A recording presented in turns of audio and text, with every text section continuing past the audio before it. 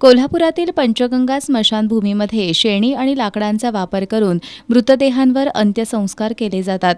2 वर्षांपूर्वी मूळचे कोल्हापूरचे आणि व्यवसायानिमित्त सध्या गुजरातमधील बडोदा शहरात स्थायिक झालेले राजेंद्र चव्हाण यांनी कोल्हापूर महानगरपालिकेला मृतदेहांवर अंत्यसंस्कार करण्यासाठी गॅस दाहिनी दिली होती. बडोद्याहून आणून पंचगंगा स्मशानभूमीमध्ये त्यांनीच स्वखर्चानं ही गॅस दाहिनी बसवली होती.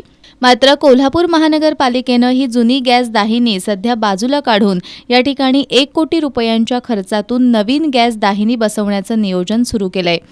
इथली जुनी गॅस दाहिनी आहे तशीच ठेवावी आणि नवीन गॅस दाहिनीचं काम थांबवावं अशी मागणी कोल्हापुरातील जुना बुधवारपेठ इथल्या नागरिकांच्या वतीनं करण्यात आली आहे. आज महापालिकेच्या प्रशासक के. मंजुलक्ष्मी यांना या मागणीचं निवेदन देण्यात आलं. सध्या या पंचगंगा स्मशानभूमीत शेणी आणि जळाऊ लाकडं ठेवण्यासाठी जागा नाही. या ठिकाणी पार्किंगची व्यवस्था नाही. त्यामुळे महापालिकेनं या सर्व मूलभूत सुविधा पुरवाव्यात अशी मागणी यावेळी करण्यात आली.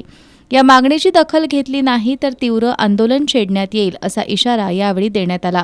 यावेळी सुशील भांदिगरे, रणजित शिंदे, गणेश जाधव, किसन पाटील, मुसाभाई कुलकर्णी, अनिल पाटील, शशिकांत जाधव, इम्रान नुराणी यांच्यासह नागरिक उपस्थित होते.